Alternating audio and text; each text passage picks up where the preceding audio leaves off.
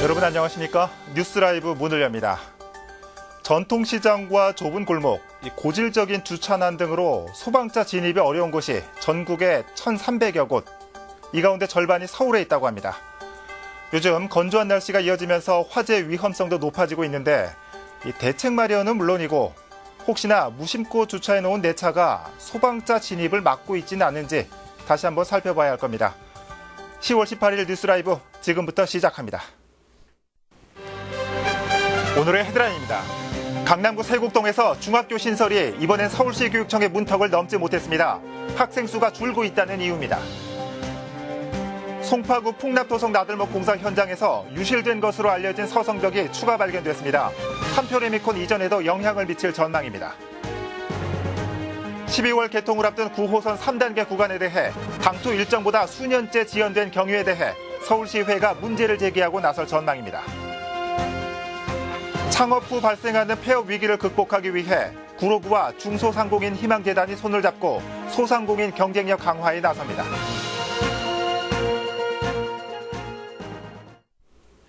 강남구 세곡동의 현안 중 하나는 중학교 신설입니다. 2년 전 교육부의 투자심사 문턱을 넘지 못하고 좌절됐던 중학교 신설 문제는 지난해 서울시 교육청이 다시 심사를 했습니다. 최근 여기서도 부결됐다는 소식이 알려지면서 지역사회가 술렁이고 있습니다. 지혁배 기자입니다. 강남구 세곡동의 한 부지입니다. 당초 학교 용지였다 임대주택으로 용도가 변경됐는데 학교를 지어달라는 주민 청원을 근거로 2년 전 교육부에 설립안이 제출됐습니다. 결과는 부결. 지난해 서울시 교육청에 다시 상정됐지만 이 역시 학교 설립 수요 미흡 의견으로 최근 부적정 판정을 받았습니다. 전체적으로 이제 교육부 지금 판단은 학교가 지금 줄어들고 학생도 줄어들고 있는데 지금 학교를 세우는 게 맞느냐 약간 부정적이에요. 지금 교육부 자체가. 교육부는 이제 학교 설립할 때 1학급당 34명, 우리는 27명, 26명을 적정학급이라고 하는데 세곡동의 중학교는 단 한 곳. 여기에 가지 못하면 3에서 5km 떨어진 수서중학교에 가야 합니다. 올해 세곡중과 수서중에 다니는 학생은 각각 850명과 465명. 세곡동 주민센터의 조사 자료에 따르면 학령기 아동의 증가에 따라 오는 2025년이면 2,500여 명이 중학교에 다닐 거란 분석이 나오고 있습니다. 학부모 모임에서는 현재 세곡동 4개 초등학교의 과밀화 현상이 심각해지고 있는 상황이라며 중학교가 반드시 필요하다는 주장입니다. 교실 부족으로 되게 헉헉거리고 있어요. 교실이 아닌 곳을 가벽을 치고 교실로 만들고, 그리고 세곡중도 마찬가지예요. 방과 후 교실이 없어서 방과후를 제대로 진행하지 못하고. 지역에선 세곡동 192번지에 임대주택이 지어질 거란 얘기도 흘러나오고 있어 술렁이고 있습니다. 이런 상황에서 지역구 국회의원실에선 주민들이 의견을 모아주면 중학교 설립을 다시 추진하겠다는 입장을 밝히고 있습니다. 딜라이브 서울 경기 케이블 TV 지역배입니다. 최근 송파구 풍납토성 나들목 공사 현장에서 풍납토성 서성벽이 추가로 발견됐습니다. 그동안 유실된 것으로 알려진 성벽인데 삼표 레미콘 풍납공장 이전과 관련해 송파구와 삼표 측의 지루한 싸움에 마침표가 찍힐지 관심이 모아집니다. 태윤영 기자입니다. 올림픽대로 하부 풍납토성 나들목 공사 현장입니다. 최근 이곳에서 과거 대홍수에 유실된 것으로 알려졌던 풍납토성 서성벽이 추가로 발견됐습니다. 풍납토성 나들목 공사 중에 발견된 성벽은 보시는 것처럼 성벽 유실이 우려돼 현재는 흙으로 덮여진 상태입니다. 이번에 확인된 성벽은 흙으로 쌓은 방어용 구조물과 돌로 쌓은 마감 석축 부분으로 규모는 길이 35m, 폭 20m에 달합니다. 처음 잔존 성벽이 발견된 삼표레미콘 풍납공장 일대부터 최근 발견된 나들목 공사 현장, 그리고 북쪽 한강 광나루공원 일대까지 학계는 서성벽의 전체 길이가 약 1.5km에 달할 것으로 보고 있습니다. 또 백제왕성의 전체 형태와 규모를 짐작할 수 있는 중요한 발견으로 평가하고 있습니다. 저희 홍수로 50년 대홍수에서 다 유실이 돼서 현재 남아있지 않다. 그래서 그 규모를 알 수 없다. 뭐 이런 논란들이 이제 왈가왈부했었는데 이번 기회로 그 서성벽의 딱 중앙 부분에서 이제 그 성벽의 잔존 구조가 확인됨으로써 송파구는 서성벽의 진행 방향이 폭납공장 부지를 지나치는 것에 주목하고 있습니다. 그동안 송파구와 삼표 레미콘 측은 공장 이전과 관련해 서성벽의 존재 여부를 두고 법정 다툼을 벌여왔습니다. 송파구는 이번 발견으로 서성벽이 풍납공장 부지를 관통한다는 기존 주장이 명확해졌다는 입장입니다. 작년에 발굴된 서성벽의 그 남쪽 부분하고 이번에 한강나들봉 발굴 구간하고 일직선상에 있기 때문에 산표 공장이 그 중간에 위치하고 있습니다. 서성벽의 존재를 부정하며 공장 이전을 반대해온 산표 레미콘 측은 소송이 진행 중인 만큼 발굴 상황을 더 지켜보겠다는 입장입니다. 내용들이 할 때마다 다 틀려. 규정이 없어. 어쨌거나 법원에서 가능을 해주시겠지. 우리가 어떻게 판단할 수 있는 부분이 아니잖아요. 지난해 첫 발굴에 이어 풍납토성 복원 과정에서 서성벽의 실체가 연이어 발견되면서 풍납공장 이전과 관련된 소송에 적지 않은 영향을 미칠 것으로 보입니다. 딜라이브 서울 경기 케이블 TV 태인영입니다. 경기 침체에 가장 먼저 그리고 가장 큰 타격을 받는 분들 바로 소상공인들이 아닐까 싶습니다. 특히 창업 후 3년차와 5년차가 되면 최대 폐업 위기를 맞는다고 합니다. 이들을 돕기 위한 구로구와 민간재단 간 협약식이 열렸습니다. 엄정규 기자입니다. 국내 창업 기업의 절반 이상은 창업 후 3년 전으로 소위 죽음의 계곡에 직면합니다. 통계 자료를 살펴보면 이 같은 현상은 두드러지는데 3년차 또 5년차에 이익률이 급감하면서 폐업 위기에 몰리는 겁니다. 이렇게 많은 소상공인들이 폐업 위기에 몰리고 있지만 도움의 손길은 부족한 것이 현실. 대부분의 지원은 창업 초기에 초점이 맞춰져 있기 때문입니다. 지원 사각지대에 놓인 소상공인 지원을 위해 구로구와 중소상공인 희망재단이 손을 맞잡았습니다. 양 기관의 업무 협약은 지역 소상공인 경쟁력 강화와 관련 사업 발굴에 초점이 맞춰졌습니다. 특히 희망재단은 구로의 창업 인큐베이터 역할을 할 점프업 허브를 조성 중입니다. 이곳은 창업 5년인의 소상공인을 대상으로 마케팅과 홍보, 네트워킹 등 맞춤형 지원뿐만 아니라 창업 업무 공간을 제공합니다. 중소상공인들이 창업해서 3년 내지 한 5, 6년 정도 지나면은 소위 죽음의 계곡이라고는 상당히 경영상으로 어려움에 직면하게 됩니다. 저희들은 희망재단은 그런 중소상공인들을 저희들이 인큐베이팅해서 맞춤 형식으로 여러 가지 도와주려고 합니다. 구로구도 이번 협약을 통해 융자 등 기존의 정책에 더해 지역 중소상공인들에게 실질적 도움이 될 것으로 기대하고 있습니다. 우리나라는 10인 이하 중소상공인이 전체 고용의 50%를 담당하고 있습니다. 그분들에 대한 경쟁력을 키워주는 것은 우리나라 경제 전체를 위해서도 굉장히 중요한 부분 중 하나입니다. 지금 우리 경제의 어려움도 실질적 피부에 닿는 서민들의 어려움이 주로 그분들로부터 발생하기 때문에 저희도 거기에 많은 애를 쓸 예정입니다. 한편 현재 리모델링이 한창인 소상공인 점프업 허브는 내년 상반기 본격 운영에 들어갑니다. 딜라이브 서울 경기 케이블 TV 엄종규입니다.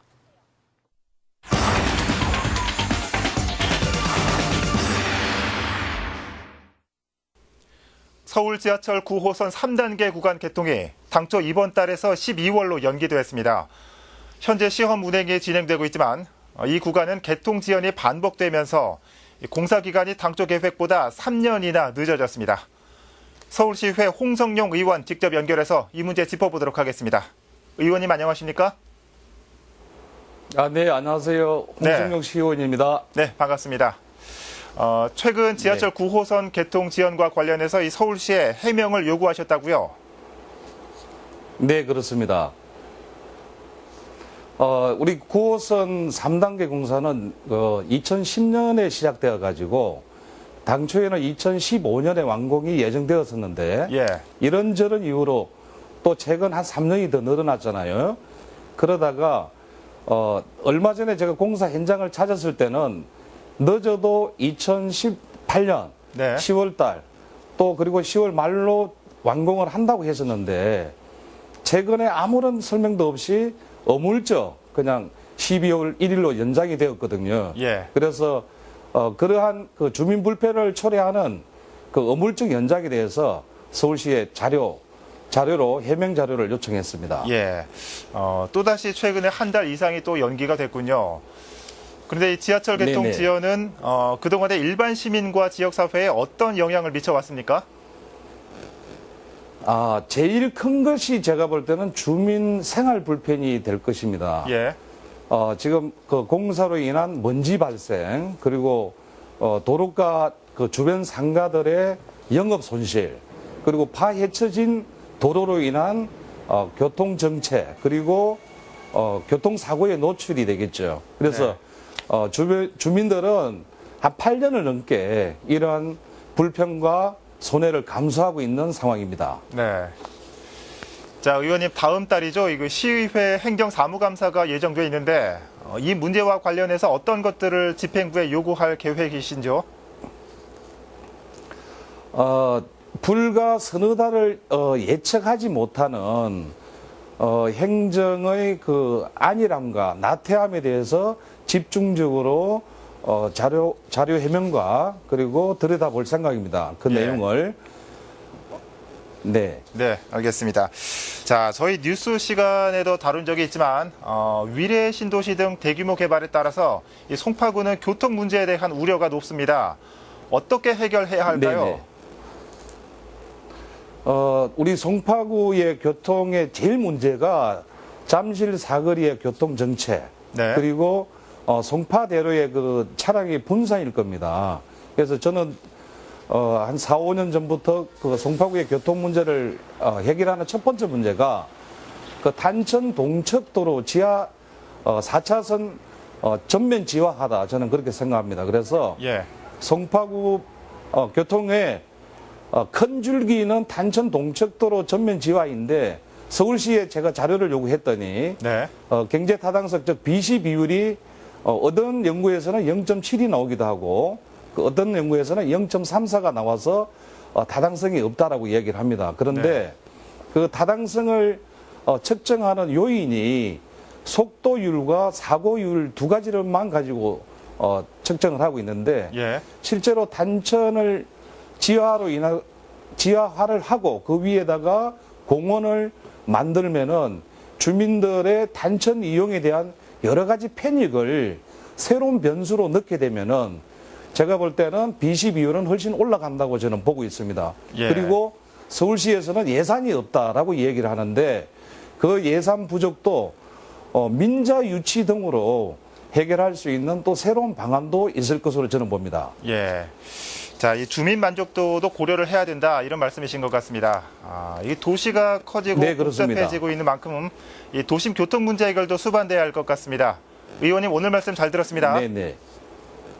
네, 고맙습니다. 서울시의회 홍성용 의원 연결해봤습니다.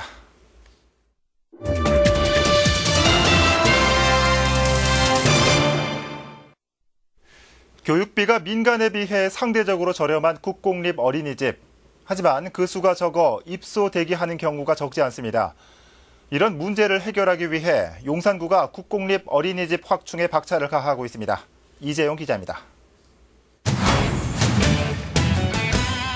하나, 둘, 셋, 커팅!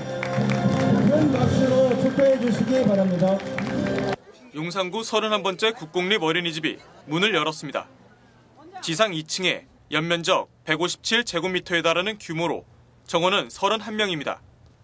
아파트와 10년 동안 무상임대 협약을 맺는 조건으로 국세비를 지원해 아파트 유휴공간에 있던 민간 어린이집을 국공립으로 전환한 겁니다. 건물 매입비가 높고 신축할 수 있는 부지가 적어 아파트 관리동 유휴공간에 어린이집을 확충하면 되겠다는 생각을 하였습니다. 신축 공사의 경우보다 10분의 1 정도 소요되는 예산으로 근린 공원 내의 공간을 활용해 국공립 어린이집을 지은 사례도 있습니다. 올해에만 용산구에서 문을 연 국공립 어린이집은 총 4곳으로 유휴공간을 활용한 건 이번이 3번째입니다. 너무 좋죠. 일단 무슨 말이 필요하겠습니까? 아이를 맡길 만한 그런 곳이 굉장히 많이 부족합니다. 앞으로 태어날 아이들을 위해서 이런 곳이 많이 생기고 양성이 되었으면 좋겠습니다. 구는 현재 37%인 전체 어린이집 대비 국공립 어린이집 이용료를 50%까지 끌어올리겠다는 입장입니다. 구는 아이들을 키우는데 온 행정을 집중해서 잘 키워가도록 그렇게 하겠습니다. 용산구는 오늘 2020년까지 땅을 매입하거나 아파트 유휴공간 등을 활용해 국공립 어린이집 6곳을 추가로 조성할 계획입니다. 길라이브 서울 경기 케이블 TV 이재용입니다. 민선 7기가 시작된 지 100여일이 지났습니다.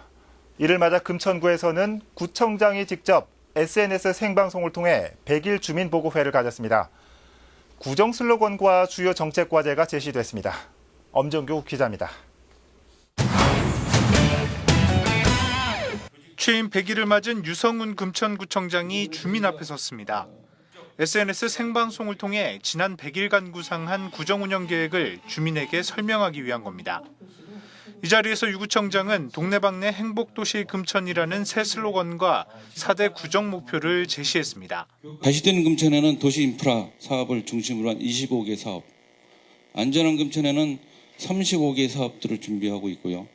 다양한 금천, 일자리, 미래형 일자리, 공동체 사업을 위한 21개 사업, 돌아오는 금천은 교육 및 문화, 인프라 19개 사업 추진 중에 있습니다. 그러면서 금천구의 문제를 수건 사업의 장기 표류, 이로 인한 낙후 지역이라는 대내외의 인식을 꼽았습니다. 이에 따라 주민들의 최대 관심사인 공군부대 이전과 신안산선, 종합병원과 금천구 역사 복합 개발을 최우선 해결 과제라고 강조했습니다. 이것이 저희가 갖고 있는 숙제들인데요. 우리 주민들께서도 잘 아시는 내용들입니다. 이러한 부분들은 저희가 민선 7기에서 핵심적으로 추진해 나가야 될 과제입니다. 결국은 민선 7기 금천구가 염두에 둬야 될 것들은 무엇이냐? 결국은 주민이 먹고 살고 보고 즐기고 참여하게 하자. 이것이 금천구 주민들이 요구고 민선 7기의 모토입니다. 아울러 유 구청장은 주민안전과 주거환경 개선, 그리고 복지 등 주민생활과 직결된 분야 역시 행복도시를 위해서는 개선이 필요하다며 해결 방안 마련을 위한 소통 행보 강화를 주민들에게 약속했습니다. 딜라이브 서울 경기 케이블 TV 엄종규입니다. 유동균 마포구청장이 대규모 지하 주차장 계획을 밝혔습니다.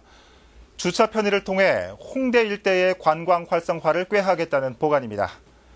딜라이브 스토리인 시즌2 마포구청장 편의 주요 내용을 정리합니다. 천서영 기자입니다.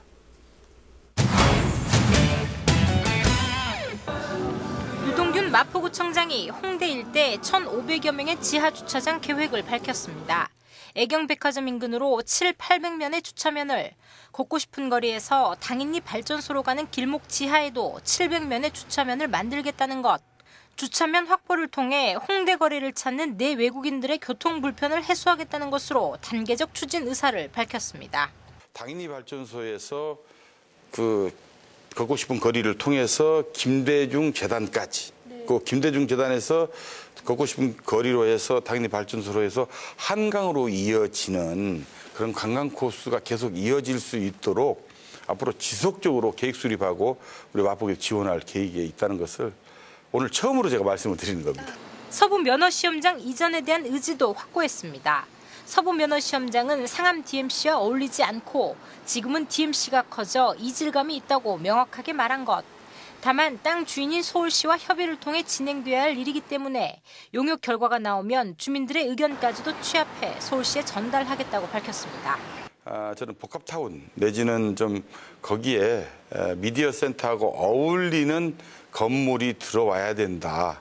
저는 그런 생각을 가지고 있는데요. 이것 또한 상암동 지역에 사시는 분들하고 의견 수렴을 거쳐서 제가 결정을 할 수밖에 없다. 상암동 복합물은 당연히 들어와야 한다고 말했습니다. 지역경제 활성화나 일자리 창출에 있어 많은 기여를 할 것이라 내다본 것입니다. 더 나아가 그룹 본사가 들어왔으면 하는 바람도 있었다고 속마음을 내비쳤습니다. 그렇습니다. 제 입장에서는 세수도 신경 안 쓸 수가 없거든요. 그런데 다행히 롯데에서 롯데 쇼핑은 본사가 롯데타워로 가고 그다음에 롯데 홈쇼핑이 일로 오는 문제는 고려를 하고 있기 때문에 마포구청에서는 그렇게 손해보는 것은 아니라고 생각을 합니다. 민선 7기 취임 100여일, 다양한 마포구 현안에 대한 유동균 구청장의 생각을 들어볼 수 있는 스토리인 시즌2 안녕하세요 구청장입니다는 오는 23일부터 딜라이브 케이블 방송 채널 1번을 통해 방송됩니다. 딜라이브 서울 경기 케이블 TV 천선입니다. 성북구 장위동에는 봉제업체가 밀집해 있습니다. 봉제 장인들과 젊은 패션 디자이너가 손잡고 서울의 거리 패션 역사를 살펴볼 수 있는 이색 전시회를 마련했습니다. 현장에 이혜진 기자가 다녀왔습니다. 재봉틀 돌아가는 소리가 공간을 가득 채우고 있는 가운데 전시장 한 켠은 수십 권의 패션 잡지로 장식됐습니다. 지난 20년간 거리 패션이 어땠는지 그 문화를 주도했던 디자이너와 봉제 장인들의 생생한 인터뷰가 흘러나옵니다. 성북구가 젊은 패션 디자이너들과 장이동 봉제 상인들이 함께 협업할 수 있는 기회를 만들기 위해 이색 전시회를 마련했습니다. 저희가 일단 패션 메이커라고 명명한 이유가 패션을 만드는 게 두 분류의 메이커가 있다고 본 거예요. 패션 디자이너 그리고 직접 만드시는 봉제 장인들. 그래서 이 두 분을 연결시켜서 어떤 새로운 움직임을 만들 수 있지 않을까 해서 전시를 개최하게 됐습니다. 이번 전시회는 지난해 문을 연 성북예술가합장에서 열리고 있습니다. 전시장 2층에선 1998년부터 2018년까지 20년간의 서울 거리 패션을 살펴볼 수 있는가 하면 전시장 1층에선 젊은 디자이너들이 만든 남성 의류 브랜드 랜스의 신상품이 봉제 장인들의 손을 거쳐 전시되어 있습니다. 2층에 오시면 지금 현재 우리가 어떤 일이 일어나고 있나 아카이브를 봤으니 와서 이제 서울 기반의 패션 브랜드 랜스와 봉제 장인들이 함께해서 만들어본 이 전시를 보시면 괜찮을 것 같습니다. 이번 전시회를 찾는 관람객들에겐 특별한 이벤트도 마련되어 있습니다. 전시회 기간 동안 한국예술종합학교 졸업생들이 상주하며 관람객들에게 리사이클링 제품을 만들어주고 있는 것. 관람객이 직접 전시장 한켠에 비치된 재활용 천을 골라 가방과 파우치 등 제품을 주문하면 무료로 제작을 해주고 있습니다. 한편 전시회 마지막 날인 21일에는 패션 저널리스트 홍서구 씨가 진행하는 팟캐스트의 공개 방송과 음악 공연이 펼쳐질 예정입니다. 딜라이브 서울경기 케이블 TV 이혜지입니다.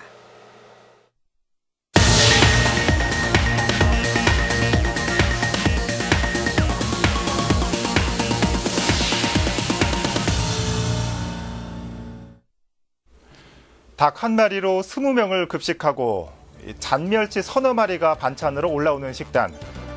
어린이집 교사 72%가 급식 비리를 목격했고 비리가 터지자마자 급식 과일 주문이 갑자기 4배 늘어났다는 식재료 업체의 증언을 보면 사익을 위해서라면 대상도 가리지 않는 사회의 파렴치한 단면을 보여주는 것 같습니다.